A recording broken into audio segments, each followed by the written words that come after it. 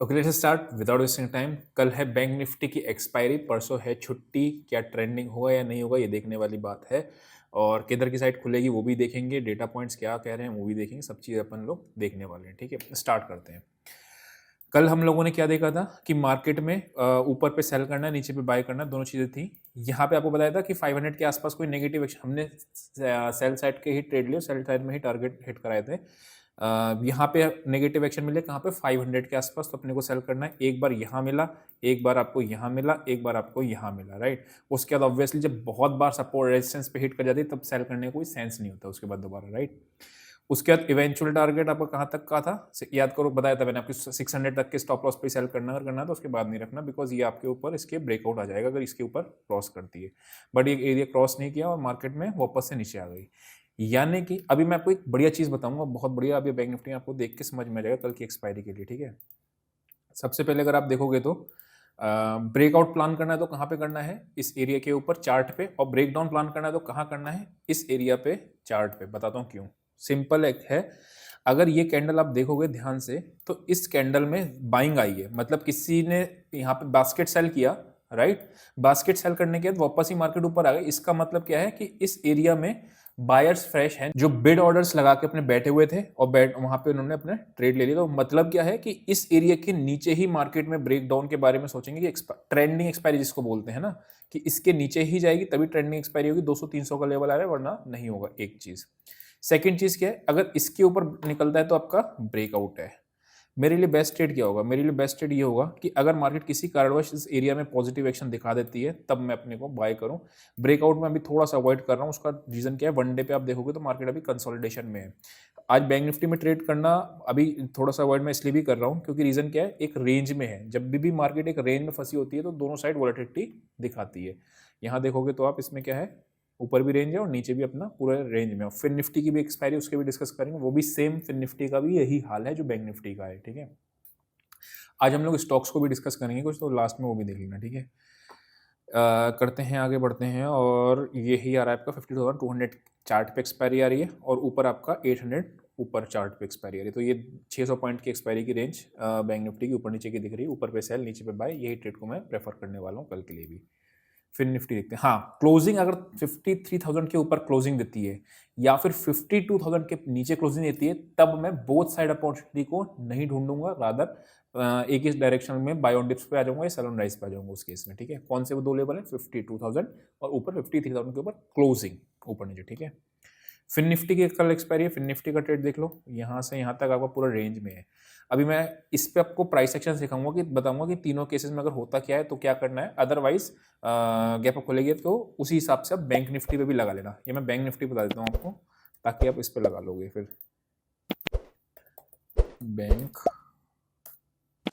Nifty का index ये रहा, ठीक है। सिंपल है, बहुत ज़्यादा टफ नहीं होती। जब रेंज में मार्केट होती है ना तो इतना ज़्यादा दिमाग लगाना की जरूरत नहीं पड़ती है। यहाँ अगर आप देखोगे तीन केसेस होंगे, या तो मार्केट खुलेगा गैप अप, या मार्केट खुलेगा आपका गैप डाउन, या मार्केट खुलेगा साइडवेज। अगर गैप अप खुलता है और सीधा इस एरिया में खुलता है रेजिस्टेंस, क्या मैं बाय करूंगा? The answer is obviously no. ऊपर जाके रिटेस्ट करे तब देगा, तब मैं करूंगा अगर गैप अप का केस होता है रेजिस्टेंस एरिया में सीधा। अगर मार्केट खुलती है गैप डाउन तो फिर केस सिमिलर हो जाएगा, ऊपर कॉल राइटर आ जाएंगे और नीचे आपके पुट राइटर आ जाएंगे। हाँ, एक चीज ध्यान रखना, अगर गैप अप खुलती है ना मार्केट तो भले ही नीचे आ जाए, तो नीचे आने के बाद आपका देखना पुट राइटर्स यहाँ पे एक्टिव ही रहेंगे। मतलब ऐसा नहीं कि बहुत बड़ा आपका डाउन ट्रेंड का मूव आ जाएगा, लेकिन आएगा कब? अगर गैप खुलने के बाद इस स्विंग के नीचे काटती है तब। मतलब क्या है, सिंपल, बहुत सिंपल। गैप अप अगर सीधा इसके एरिया में खुला, अपने को फ्रेश बाय नहीं करना है, वेट करना है कि कोई सपोर्ट मिले देन चले, तब ये केस कौन सा है, गैप अप, ठीक है। अदरवाइज रीटेस्टिंग पे बाय करना है, वरना अदरवाइज फॉल्स ब्रेकआउट होने के चांसेस बहुत ज्यादा होते हैं। Gap up case discuss. Sideways case है तो ऑब्वियस सी बात है, यहाँ की 52,200 रेंज है और वही अपनी जो एक्सपायरी की रेंज प्ले करनी है वही खोलेंगे अगर साइडवेज खुलता है। अगर मार्केट खुलता है गैप डाउन, गैप डाउन खुलेगा तो यहाँ पे आपके कॉल राइटर्स आ जाएंगे, ठीक है। और ये आपका एक रेजिस्टेंस एरिया और नीचे आपका सपोर्ट एरिया है, वही सेम चीज आपका सिनेरियो रिपीट हो जाएगा रेंज वाला, ठीक है, सिंपल। फिर निफ्टी के लेवल्स को नोट कर लेते हैं और सेम स्थिति उसी पे लगा देंगे, ठीक है। अगर मैं बात करता हूँ तो फिर निफ्टी, अभी मैं आपको ऑप्शन चेन में भी चल के दिखाऊंगा कि क्यों एज सच बड़ा मूव आएगा तो ब्रेकआउट पे किस पे आएगा, वो रीज़न बताऊंगा। अभी फिलहाल यहाँ पे आप देख लो तो फिर निफ्टी में क्या दिख रहा है आपको, वही सेम चीज़ है यहाँ पे आपकी एक रेजिस्टेंस है, कौन सा है वो, ये एरिया 23,800। तो 23,800 का चार्ट पे ऊपर रेंज आ रही है और नीचे आपकी 23,500 आ रही है। हाँ, अगर ट्रेंडिंग होनी है मार्केट को तो सीधे जाके एक रीटेस्ट मारेगा, देन ट्रेंडिंग होगा। आप देखना ऊपर की साइड अगर ट्रेंडिंग होना है तो, यानी कि मुझे ब्रेकआउट पे बहुत कॉशियसली या फिर कम क्वांटिटी पे ही ट्रेड करना है, अदरवाइज रीटेस्टिंग का मेरे को वेट करना है। ठीक है, ये हो गया अपना बैंक फिर निफ्टी। नीचे कहाँ पे आ रहा है, वही लेवल। अगर मार्केट इसके नीचे जाती है अगेन, अगर गैप डाउन भी खुलती है ना, उस केस में मैं ट्रेड गैप डाउन या फिर नीचे के लेवल पे सेल करना थोड़ा सा मेरे लिए रिस्की होगा, बिकॉज मार्केट में डेली बाइंग आ रही है ऊपर के लिए, बार बार बाइंग आ रही है। तो वैसे मैं खुद ही बेयर ट्रेडर हूँ, लेकिन जब नीचे से बाइंग आ जा रही है तो क्या कर सकते हैं, आप सेल करके बैठोगे भी तो फिर फायदा नहीं है ना, वो चीज़ है। स्कैल्पर्स जो होते हैं वो कर सकते हैं, तो बात अलग है। निफ्टी चलते हैं, फिर चार्ट पे चल, ऑप्शन चेन पे चलेंगे, एंड देन उसके बाद अपन लोग इस पे चलेंगे, स्टॉक्स पे। ठीक है, चलो अगर निफ्टी की बात करते हैं तो निफ्टी पूरी तरीके से रेंज में रही। एक बार ऊपर खुलने के बाद फिर निफ्टी के अंदर कुछ जूस निकल जाता है सारा, और ये टिपिकल बुल मार्केट में होता है, आपको ट्रेड नहीं देती। बेयर मार्केट फिर भी एक आधा ट्रेड देती है, लेकिन बुल मार्केट आपको ट्रेड ही नहीं देती, वो सीधा गैप अप में ही सारे काम कर जाती है, मतलब गैप अप के बाद सारा जूस निकल चुका होता है। प्राइस वाइज करेक्शन इसमें पेंडिंग है निफ्टी में, इसमें कोई डाउट ही नहीं है। ठीक है, यहाँ से यहाँ तक ही लगातार चलिए, प्राइस वाइज अभी तक करेक्ट हुआ नहीं, लेकिन अननेसेसरी सेल कर करके कि आप जब तक ब्रेकडाउन नहीं आएगा उससे पहले कैसे सेल कर लोगे ना। तो ब्रेक डाउन आएगा किसके नीचे, आपका 24,200 के नीचे ही अगर मार्केट क्लोजिंग देगी, तब ब्रेक डाउन का निफ्टी में कहलाएगा। अच्छा, ये सब चीज़ें पता है कब होंगी, बजट के बाद। आप देखना जो नेक्स्ट वीक होगा वो थोड़ा सा वोलेटाइल बहुत होगा, जो अपकमिंग वीक होगा उसमें तो ब्रेकआउट आने वाला है, ब्रेक डाउन आने वाला है। जितना साइडवेज जा रही जाने दो मार्केट को, है ना। साइडवेज मार्केट में लोग पैसा लूज कर देते हैं, फिर ब्रेकआउट वाले मार्केट में छोड़ देते हैं, मिस हो जाता है ना। तो जब ब्रेकआउट में बड़ा मूव आने वाला था तब अपने को पैसा सेव करके रखना होता, तब तक हम लोग छोटा मोटा खेलते रहते हैं, वो वाली बात है। निफ्टी में अगर आप बात करते हैं तो निफ्टी की आपको नीचे का लेवल और ऊपर का लेवल दोनों मार्क कर लेते हैं। यहाँ से ही ब्रेकआउट आया था और यही आपका 440, और मैंने आपको ये फ्री वाले टेलीग्राम पे भी मेंशन किया था कि निफ्टी 650 का अपर रेंज है और नीचे का रेंज आपका 425 है। नीचे का रेंज नहीं आया, लेकिन ऊपर अगर आप देखोगे तकरीबन उसी रेंज से ही मार्केट अपसाइड से लौटा है। ठीक है, निफ्टी की कहानी थोड़ी सी दिलचस्प है, और दिलचस्प क्यों है, मैं बैंक निफ्टी में ट्रेड्स अवॉइड इसलिए भी कर रहा हूँ क्योंकि वॉलेटिलिटी उसका स्पाइक्स आते हैं ना, वो अभी झेल नहीं मिल रही है, तो वो चीज़ है। अगर निफ्टी का ये आपको बन रहा है, एक सिंगल टॉप बना के आया है, ठीक है, अगर ये ट्रेंड लाइन भी जा रही है, अगर ये मान लो ऊपर डबल टॉप बना के फिर गिरती है ना, तो निफ्टी आपको रिस्क रिवॉर्ड वाइज 24,500 480 तक के लेवल दे देगी यहाँ से, मतलब 40-45 पॉइंट का स्टॉप लॉस रखना है, और टारगेट्स अच्छे होंगे 1:2 के लिए। आज भी 1:2 मिला। बैंक निफ्टी में आपको ट्रेड बताता हूँ, कल शाम को जो लोग आईपी बैच में आएंगे वो रिलेट कर पा रहे होंगे इस बात को। ये वाली कॉल को मैंने कहाँ बेचने को बताया था आपको, रिजेक्शन पे 310-20 के आसपास, और वहीं से रिजेक्ट करके गिरा कहाँ तक है, 200, मतलब आपका स्टॉप लॉस 30-40 पॉइंट का मैक्सिमम बैठता है, वहाँ से आपको 1:2 स्टेट में मिला है ना।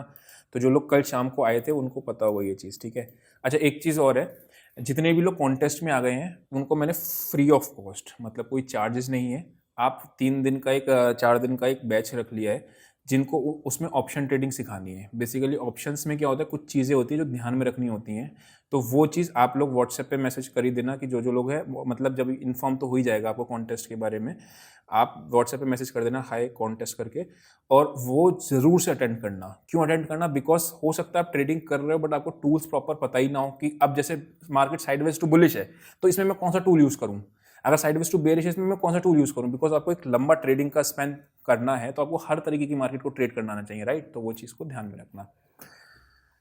चलो स्टार्ट करते हैं अपने लोग ऑप्शन चेन पे, और ऑप्शन चेन पे चल के देखते हैं, उसके बाद कुछ स्टॉक्स देखेंगे।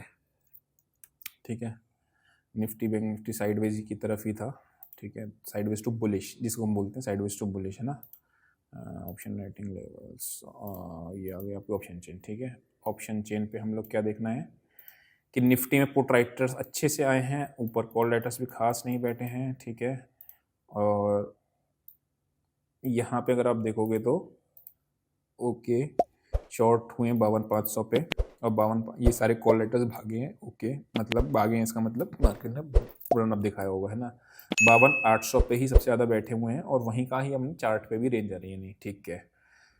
52,500 52,500 भी 13 लाख 7 लाख 8 लाख और यहीं पे बैठे हैं, यानी कि थोड़ा सा गैप अप खुलेगा मार्केट, ये साइन अपने को दिख भी रहा है।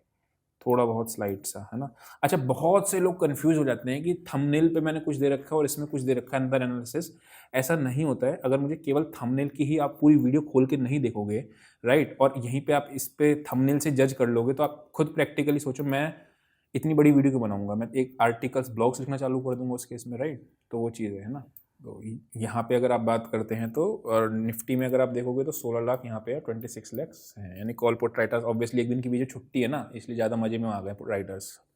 93 लाख, 93 लाख नहीं, 9 लाख 33,000 फिर निफ्टी में है, और इधर भी आपके कॉल्स भी हैं, यानी दोनों साइड के ही मूव अभी भी मार्केट में आपको ऑप्शन चेन दिखा रही है। चलो एक बार हम लोग देखते हैं। अच्छा, तेज कौन है ज़्यादा दोनों में? तो दोनों में ही शॉर्ट बिल्डअप्स हैं ऑप्शंस में, और इधर भी आपका है, मतलब ऐसा कोई डेटा नहीं है, बट हाँ स्लाइटली बुलिश की साइड ही, स्लाइटली बुलिश कह सकता हूँ मैं, बहुत ज़्यादा प्योर बुलिश तो अभी डेटा नहीं बता रहा है, और बेयरिश तो बता ही नहीं रहा डेटा, है ना, क्योंकि आपके पुट राइटर्स अच्छे से आगे प्लेस्ड हो गए हैं, दिख रहा है अपने को स्क्रीन पे, राइट। चलो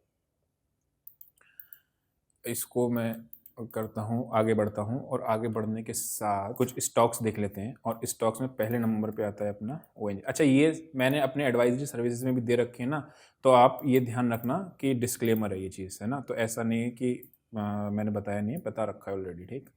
मैं एक बार टाइम फ्रेम इसको 1 डे का कर देता हूँ।